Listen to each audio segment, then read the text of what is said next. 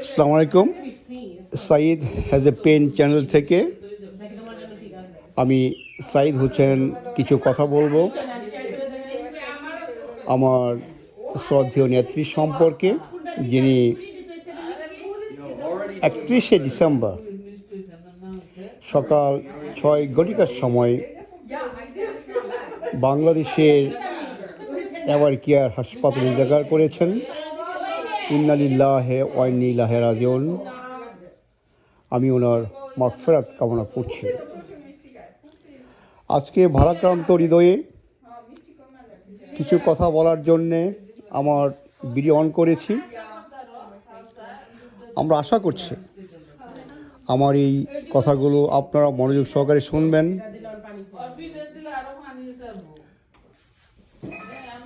আপনারা কি ভাবছেন, আপনারা কতটুকু আমার নেত্রীকে ভালোবাসেন অথবা বেসেছিলেন, কমেন্টের মাধ্যমে জানাবেন। আমি চেষ্টা করব আপনাদের প্রতিটা কমেন্টের উত্তর দেওয়ার জন্য। আমি যখন এই কথাগুলো বলছি, আমার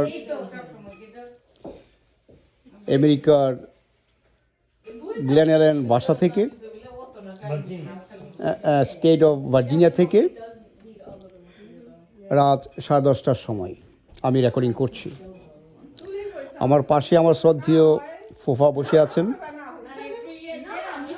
আরও আমার ফ্যামিলি মেম্বার আছেন।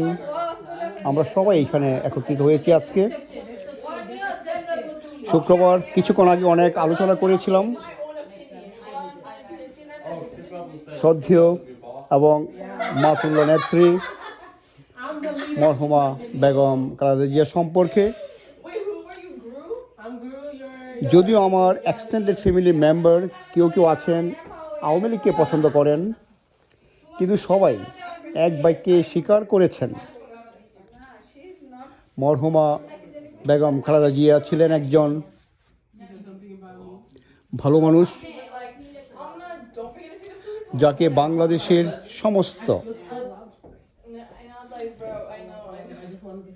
মানুষ নির্বিশেষে ওনাকে ভালোবেসেছিলেন। তাই ওনার জানা যায়, আমি লক্ষ্য বললে ভুল হবে, কোটি মানুষের সমাগম ঘটেছিল। এটা বাংলাদেশের প্রেক্ষাপটে নজিরবিহীন। আসুন আমরা সবাই মিলে দলমত নির্বিশেষে আমার শ্রদ্ধেয় নেত্রী মরহুমা বেগম খালেদা জিয়ার জন্য আল্লাহর কাছে দোয়া করি। আল্লাহ যেন ওনাকে বেহেশত নসিব করুন। এবং আমার আরেক ব্যক্তিত্ব, আমার শ্রদ্ধেয় ভাজন মিস্টার তারেক ভাইকে আমার পক্ষ থেকে তারেক ভাইয়ের সুস্বাস্থ্য কামনা করছি। আল্লাহ ওনাকে হেফাজত করবেন এবং তারেক ভাইয়ের ফ্যামিলি মেম্বারকে আল্লাহ যেন হেফাজত করেন।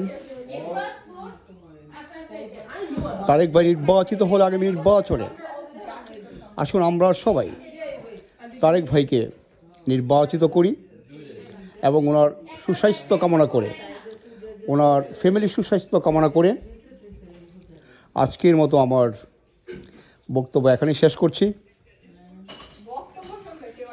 বাংলাদেশ জাতীয় দল, বাংলাদেশ জাতীয় দল, তারেক জিয়া